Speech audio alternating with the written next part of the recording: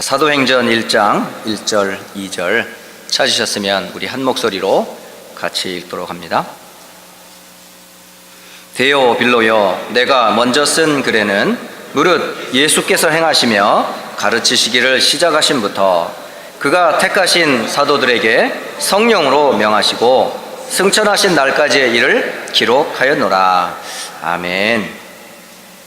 오늘 2019년을 시작하면서 첫 번째로 맞는 주일입니다.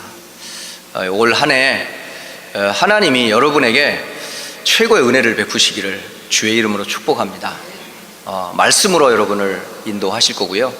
또 여러분 가정을 말씀을 통해 치유하시고 또 힘을 더하실 것이고, 일의 증인들이 모여지는 2019년 한 해 교회가 되어질 것을 저는 믿고 감사를 드립니다.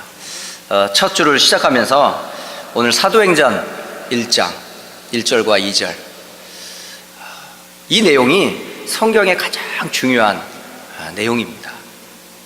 여러분, 오늘 1절과 2절을 보면서 과연 어떤 말씀이 생각이 났는지요? 사실은 저는 이런 말씀이 있는지를 몰랐어요. 제가 짧은 시간들을 살았지만 한 30년 정도는 전 하나님을 잘 몰랐어요. 그리고 우리의 가정과 가문과 우리 후대가 왜 고통을 당하는지 그 근본 원인을 몰랐어요.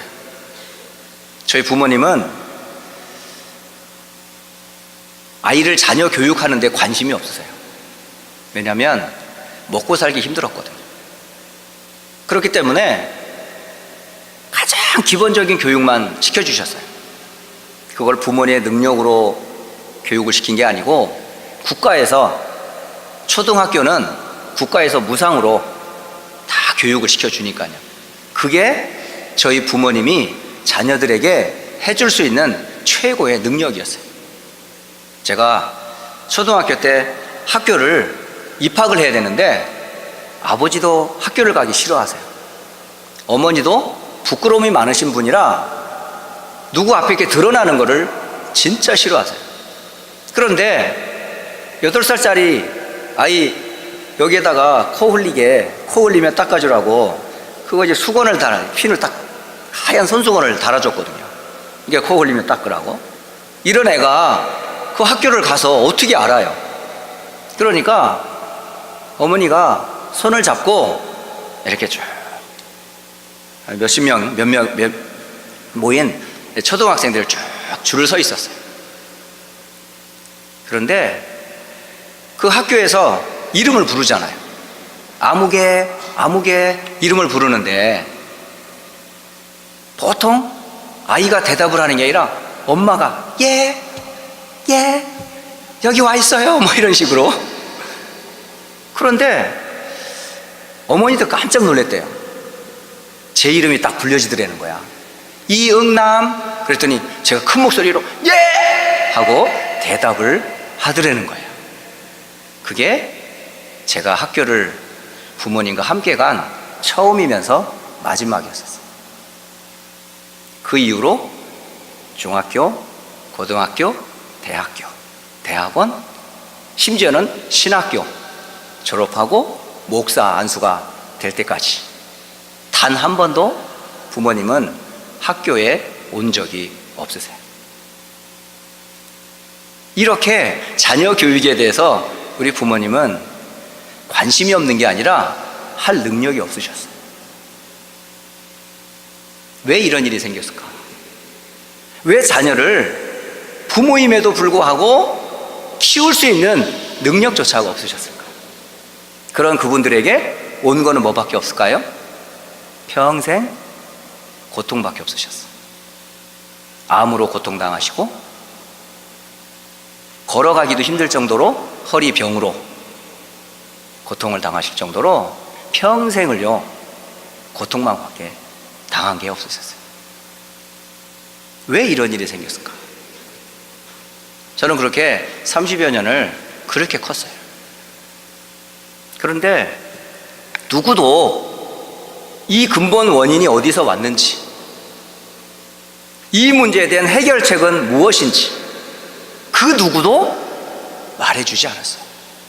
그리고 제 주변에는 교회 다니는 많은 친구들이 있었거든요. 심지어는 목사님의 자녀들도 있었어요.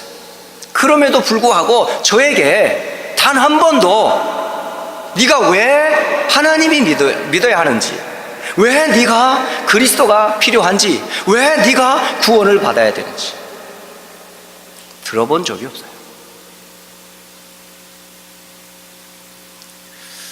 그런데 성경만큼은 내가 누군지를 정확하게 말씀해 주셨어요. 저는 태어나면서부터 죽는 날까지 그리스도 없이는 살 수 없는 사람이라는 것을 성경은 말해줘요. 태어나면서부터 하나님 없이 태어나고, 태어나서 죽을 때까지 오직 눈에 보이는 것만이 모든 것이었고, 눈에 보이는 것들 중에 가장 많이 얻을 수 있는 게 돈이었기 때문에 돈을 얻으려면 성공을 위해서 몸부림을 쳐야 했었거든요. 그런데 그런 능력도, 저는 그런 배경도 없이 컸어요. 그러니까 세상의 원리 순리대로 그냥 이게 내 운명이다, 내가 이렇게 살아가는 거는 어쩔 수 없이 살아가는 거야 라는 체념할 수밖에 없었어요. 아무 소망이 없었어요. 미래를 꿈꾼다는 거는 사치였어요. 그냥 오늘 사는 것만도 감사한 거지. 그 정도로 내일에 대한 소망이 전혀 없었거든요. 아무리 몸부림을 쳐도 안 되더라고요. 그러니까 자신을 봐도 소망이 없고, 가족과 부모를 봐도 소망이 없고, 심지어 세상을 봐도 전혀 소망이 없어 보여요. 그러니 저는 당연히 고통을 받는 것을 그냥 숙명이다 생각했어요. 그건 마땅히 당연히 그렇게 오는 줄 알았거든요. 그런데 이게 올 수밖에 없는 뿌리가 있었고 원인이 있어서, 그게 눈에 보이지 않는 영적인 데서부터 시작이 된 거라는 사실. 물고기가 물을 떠나면 행복할 것 같습니까? 나무가 뿌리가 뽑히면 자유롭게 살 수 있을 것 같아요? 새들이 날개를 달고 마음껏 공중을 날아다니는 새가 새장에 갇히는 날, 그 주인이 주는 먹이를 받아 먹으면서 그 새는 짹짹거리는데, 그 짹짹거리는 소리가 해피한 소리일까요? 진짜 슬픈 소리일까요? 근데 사람들은 그것도 모르고 우리 새가 너무 이쁘다면서 아침마다 짹짹거린다면서, 부모나 그 주변 사람들은 행복한 줄 알지만 새는 죽을 맛인 거라. 넓은 하늘이 자기 땅인데 조그만 새장에 갇혀서 주는 모이 먹고, 그는 마시고 물 마시고. 새가 행복할 것 같습니까? 아무것도 안 하는데?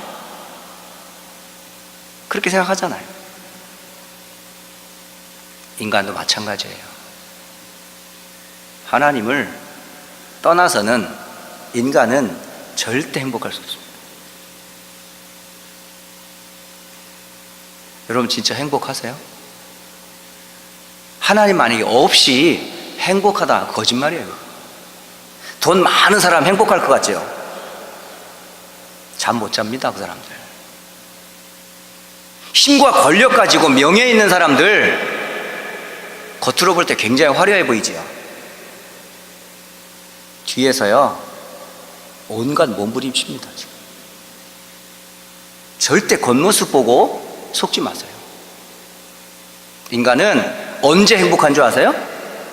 자녀가 부모 품에 있듯이 인간이 하나님을 만나기 전에는 절대 행복 없습니다.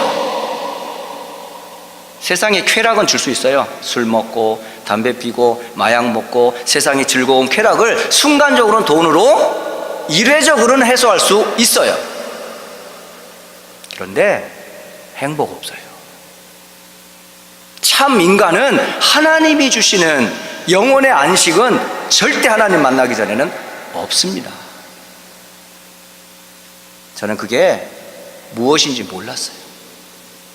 그렇게 30여 년을 살다가 인생의 마지막 터미널 코스 되는 그 죽음이라는 그 문제 앞에 아무 소망 없는 그런 저의 배경 앞에서 나는 아무 소망 없구나 하는 그런 절벽 밑에 하나님이 주신 단어가 뭔지 아세요? 복음이 무엇이냐. 그 어디에도 저는 복음을 듣지 못했었거든요. 그런데 성경에서 그걸 알려주셨어요. 여러분, 오늘 2019년을 출발하면서 짧은 요 시간만큼 진짜 집중해가지고 귀를 제발 한번 열어주세요. 제 말 좀 한번 들어주시고 하나님의 음성을 꼭 들어보세요.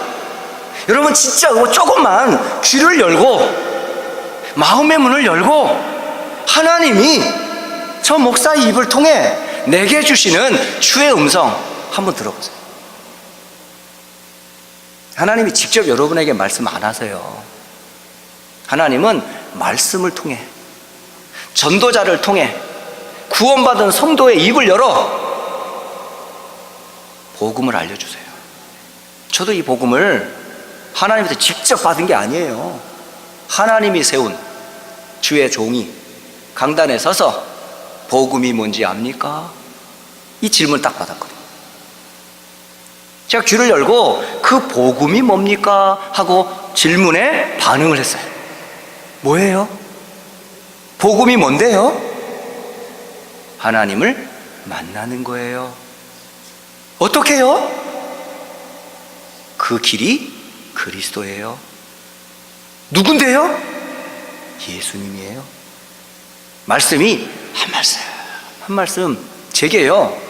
귀가 열리고 마음이 열리고, 그렇다면 나는 그리스도가 필요하잖아요. 그 그리스도가 죄와 사탄과 지옥에서 나를 건지셨다면 그분은 나는 영접할 수밖에 없잖아요. 그래서 복음을 듣고 나서 저는 진짜 제 인생에 절대적인 답을 얻었어요. 그게 제가 28살 때에 받은 복음이었어요. 이것을 개인의 증거로 확인했고요, 성경에서 확인했고요, 그리고 가족과 현장에서 확인했어요. 그러니 저는 증인이에요. 그냥 가르치는 자가 아니에요. 그냥 큰 소리 칠 수밖에 없는 그런 사람 아니에요. 아니면 아닐 수밖에 없는 원인을 분명히 알고 있고, 답을 알고 있고, 나의 증거가 있고, 현장에 증거가 있고, 성경에 확실한 하나님의 증거가 있기 때문에 외칠 수밖에 없어요. 확실하니까. 역시 이것 가지고 저는 주님 앞에 설 거거든요. 하나님이 주신 이 말씀이 내게 증거가 됐고, 현장에서 보여준 그 증거가 성경대로 확인된 증거고, 많은 사람들에서 보여줬던 그 증거가 주님께서 역사했던 증거임을 확실하기 때문에 저는 마지막 주님 앞에 설 때도 하나님이 주신 이 말씀을 저는 설 것이거든요. 저는 감히 그분 앞에 설 수 있는 사람이 아닙니다. 여러분 앞에서도 감히 제가 서서 이렇게 외칠 수 있는 사람이 결코 아닙니다. 그러나 제가 외칠 수 있는 건 하나님의 확실한 그 말씀 때문에 제가 이 자리에 설 수 있는 겁니다. 자, 성경이 기록하는 그리스도의 의미가 뭘까요? 많은 사람이 예수 그리스도 외치는데 도대체 예수를 왜 그리스도라고 말하죠? 그리스도라는 단어가 굉장히 중요한 의미입니다, 여러분. 기름 부음을 받은 자, 이게 그리스도의 뜻입니다. 그러면 그리스도로 기름 부음을 받았던 사람이 있어요. 그들이 왕을 세워질 때 기름을 부었어요. 제사장을 세울 때 기름을 부었어요. 선지자를 세울 때 기름을 부었습니다. 왜 하나님이 왕을 세울 때 기름을 붓고 제사장, 선지자를 세울 때 기름을 부었을까요?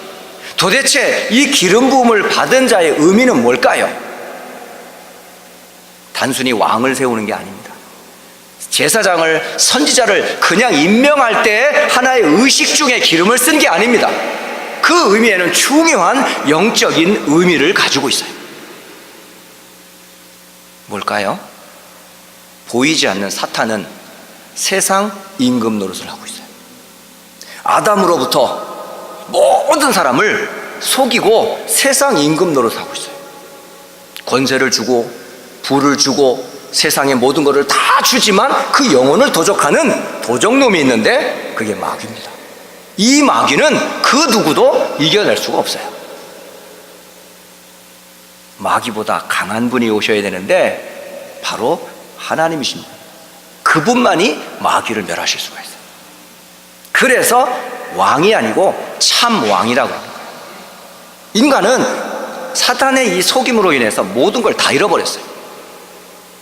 누구에게 지은 죄? 하나님께 지은 죄.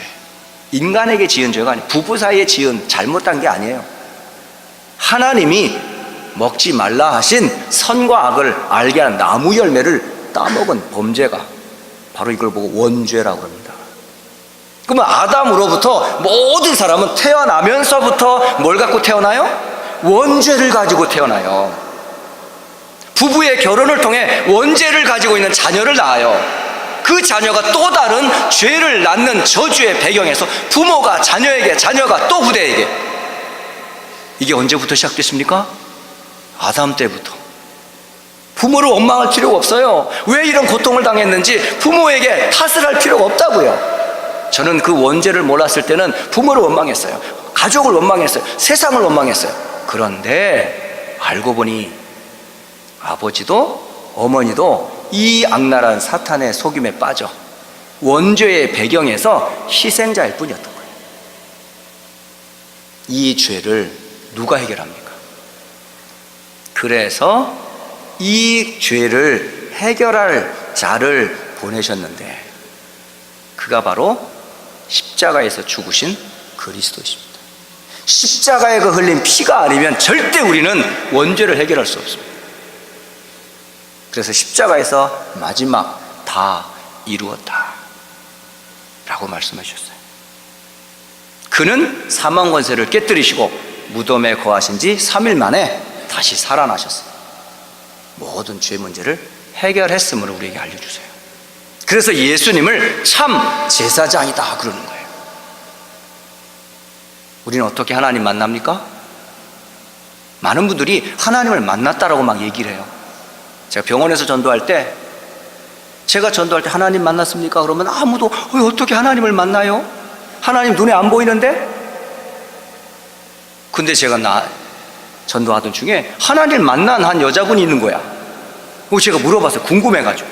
아니 하나님을 만났다고요? 어떻게 만났어요? 어떻게 생겼어요? 꿈에 하나님이 빛 가운데 임하셔서 하얀 머리를 하시고 흰 수염을 가지고 흰 옷을 입고 광채 가운데 나타나셨어요. 그분이 하나님이잖아요. 맞습니까? 하나님은 머리가 하얗습니까? 수염도 하얗고 옷도 하얀 옷을 입고. 하나님은 그런 분이 아니에요. 환상에 그렇게 보일 수도 있지만 진짜 하나님 아니에요.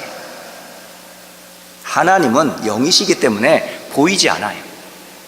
보이지 않는 하나님이 보이는 하나님으로 이 땅에 오셔서 말씀을 주셨는데 그 말씀 주신 그를 통해 우리는 하나님을 만나게 돼 있어요. 그래서 하나님 만나는 길을 여신 분이 참 선지자예요. 그래서 예수님이 말씀하셨어요. 내가 곧 길이요 진리요 생명이니 나로 말미암지 않고는 아버지께로 올 자가 없느니라. 하나님 어떻게 만납니까? 그리스도를 통하지 않고는 하나님 못 만납니다.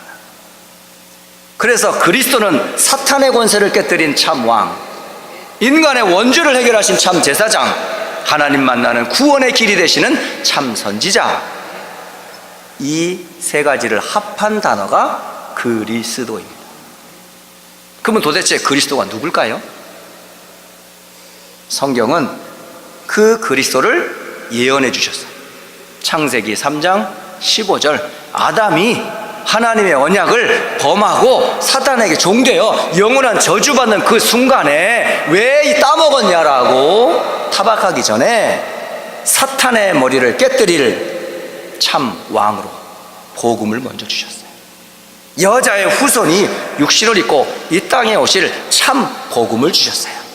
그리고 십자가에서 우리의 모든 죄를 해결할 참 제사장 되시는 메시아, 곧 여자의 후손 되시는 그리스도를 약속하셨어요. 그 약속하신 그리스도를 이스라엘이 놓치고 애굽의 노예가 됐어요. 430년 동안 그들은 울고 불고 몸부림을 쳤지만 바로와 애굽과 그 노예의 저주에서 벗어날 수가 없었어요. 그때에 하나님이 선지자여 그리스도의 복음을 전한 한 사람을 세웠는데 그가 누굴까요? 모세를 통해 희생의 피를 바르는 날 영원한 저주에서 구원받을 것이다 라는 그 피의 주인공 어린 양, 유월절의 그 희생 제사로 이스라엘이 애굽에서 빠져나왔습니다. 또 이스라엘이 놓쳐서 바벨론의 포로로 속국이 되었어요. 소망이 없어요. 그런 그에게 하나님이 한 징조를 보이리니 그 징조는 처녀가 잉태하여 아들을 낳을 것인데 그 이름이 임마누엘이라 하리라.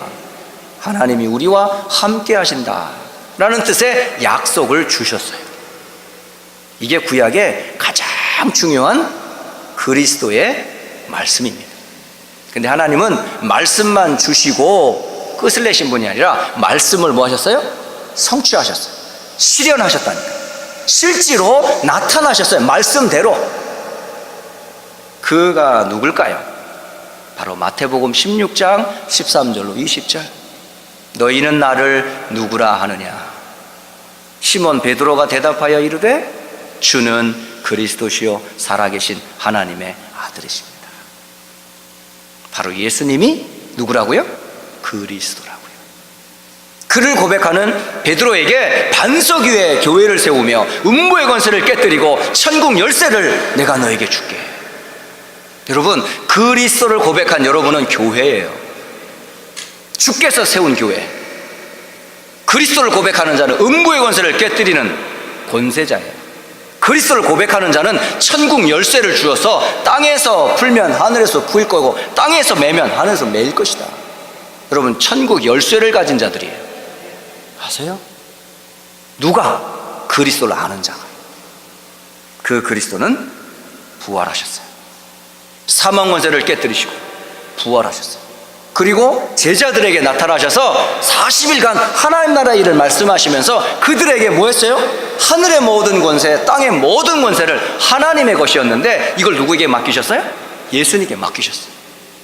맡기시고 제자들에게 주시면서 가라라고 그랬어요. 그렇다면 여러분은 하늘의 권세를 가진 분이에요. 땅의 권세를 가진 분이에요. 여러분 누군지 아세요? 하나님 자녀예요.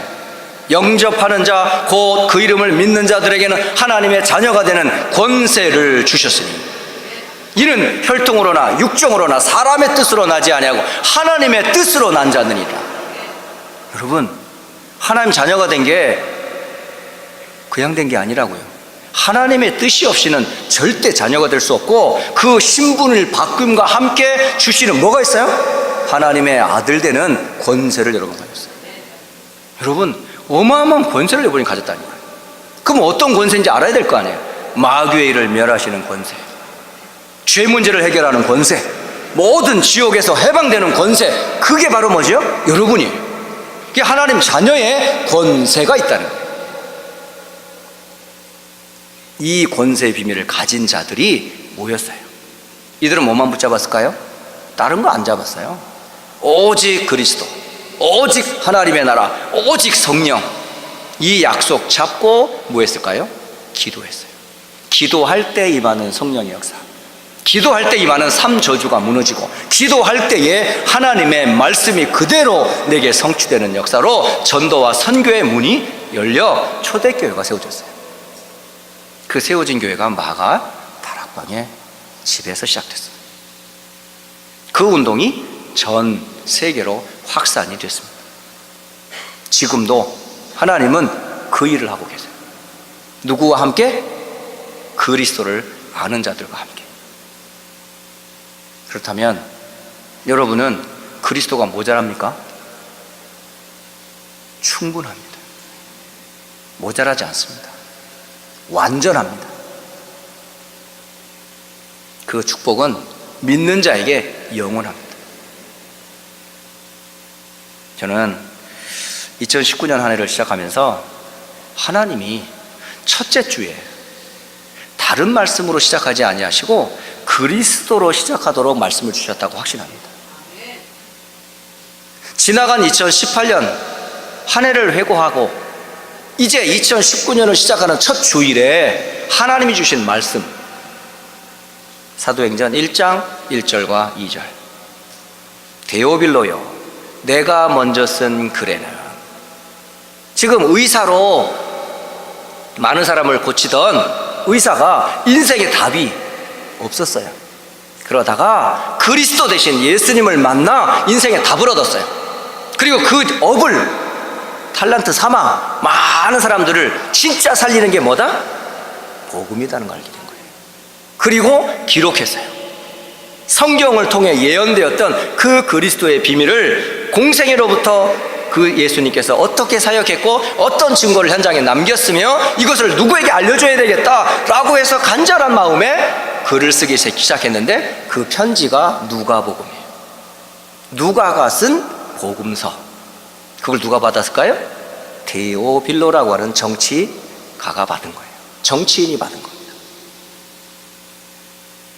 그 편지를 받아본 이 데오빌로가 이 편지를 찢어버렸으면 오늘날 우리에게 전달되지 않았겠죠. 그런데 이것을 잘 보관해 두었다가 발견되어져서 우리에게 누가가 쓴 복음서가 된 거죠. 다시 말하면 데오빌로 역시 그리스도를 고백하는 사람임을 알게 돼요. 뿐만 아니라 이 편지를 이어 이제 그리스도를 고백한 이 증거가 어떻게 나타났는지를 알려주는 책을 주셨는데 그게 사도행전이에요. 그래서 누가는 두 편지를 썼는데 하나가 누가복음, 또 한 가지가 사도행전입니다. 그래서 사도행전 첫머리에 데오빌로요, 내가 먼저 쓴 글에는 무엇을 얘기했어요? 예수께서 행하시며 가르치시김을 시작하심부터 예수님이 바로 그리스도이심을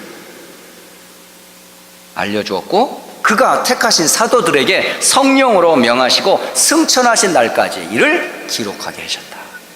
그러니까 예수님 완전히 이룬 내용들을 누가복음에 기록하고 이 고백의 증인들로 누가를 세우고 초대교회를 세운 것처럼 2019년을 출발하는 휴스턴 안디옥교회 모든 성도들이 시작이 뭐야 되고 결론이 뭐야 된다? 그리스도로 시작하고 그리스도로 답을 내라. 더 이상 필요한 게 없어요. 그리스도로 모든 문제 해결됐어요. 뭐만 하면 돼요? 이제 믿기만 하면 돼요. 누리기만 하면 돼요. 그래서 여러분 2019년도에 할 건 하나밖에 없습니다. 말씀 따라가면 돼요.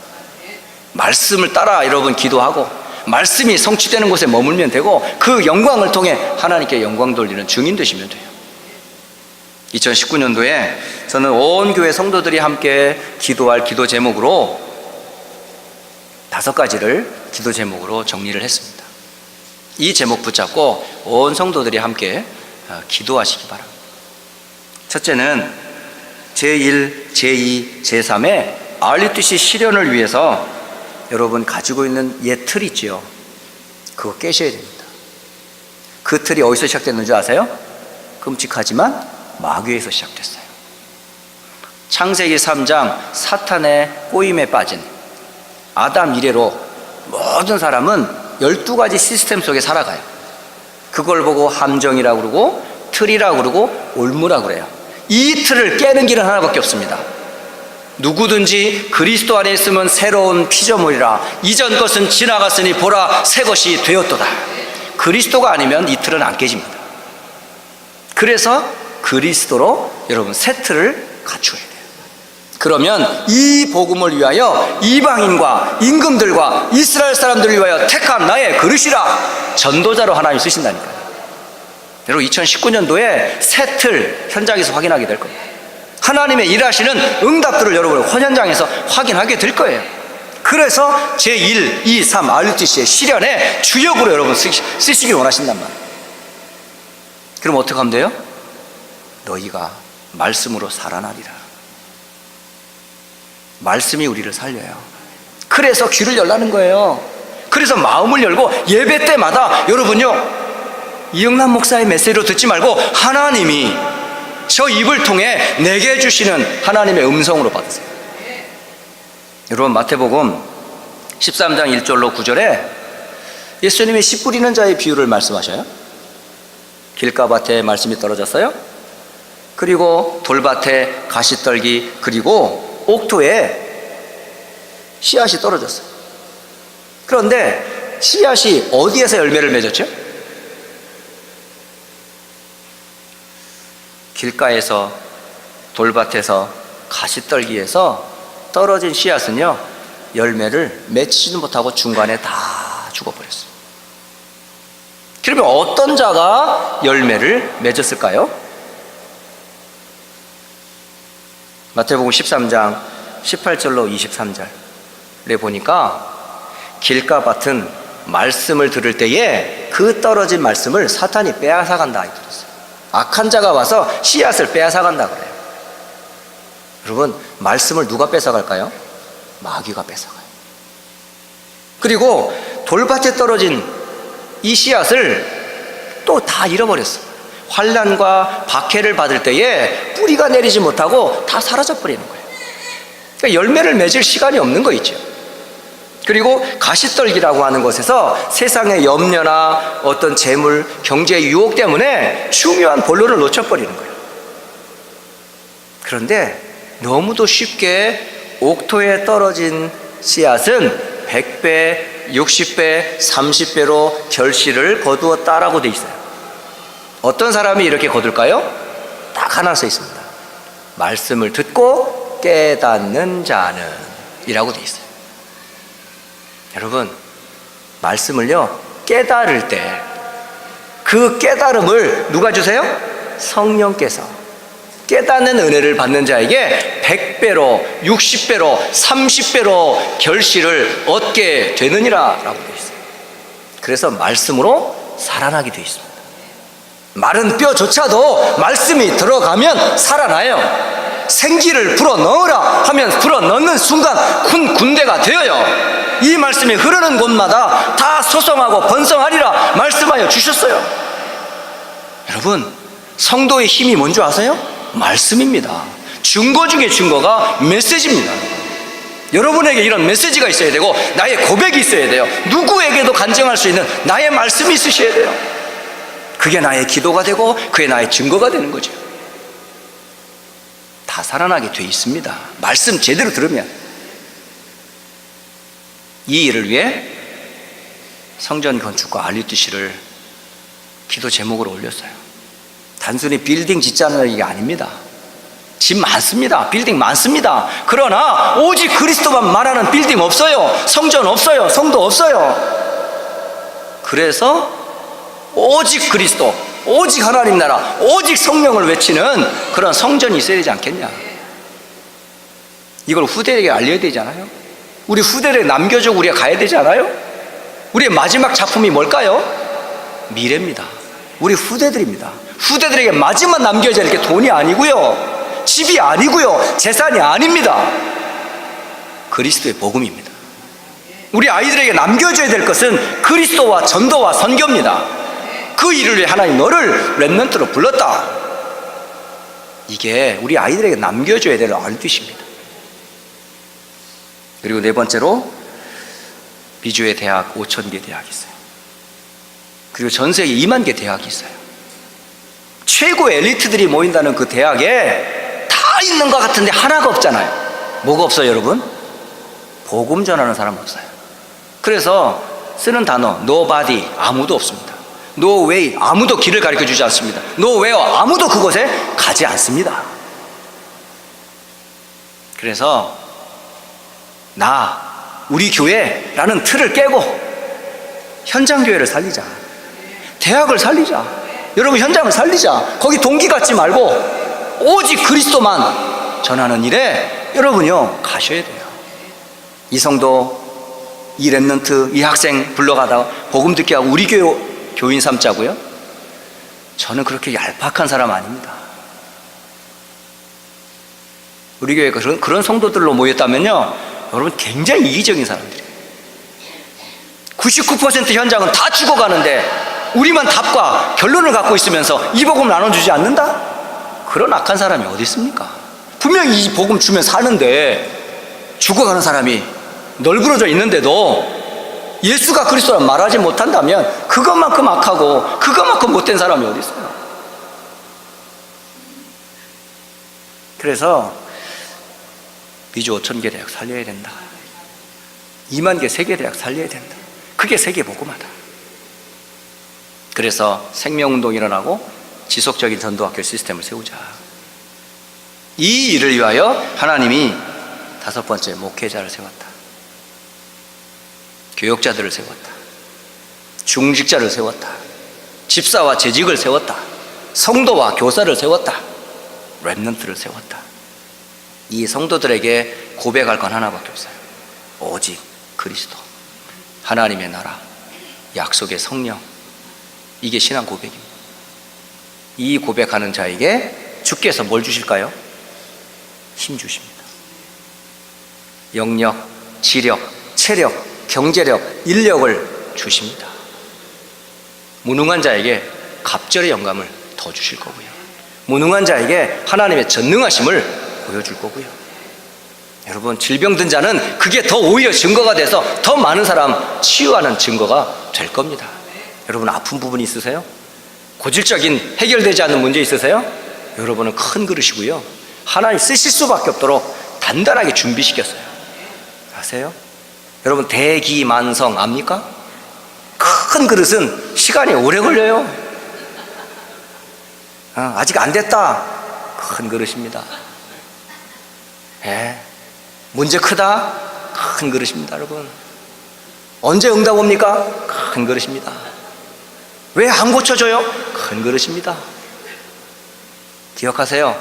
대기만성. 큰 그릇은 시간이 오래 걸리지만 한 번 푸면 비교가 안 될 정도로 축복받습니다. 그 증거 중에 하나가 제가 은혜를 받은 사람이잖아요. 여러분이 바로 증인이잖아요. 이제 하나님 본격적으로 일을 하십니다. 너무 조급해하지 마시고요, 너무 들뜨지도 마시고요, 잠잠한 가운데 주의 말씀 따라가시기를 주 예수 그리스도 이름으로 축복합니다. 기도하겠습니다. 하나님 아버지,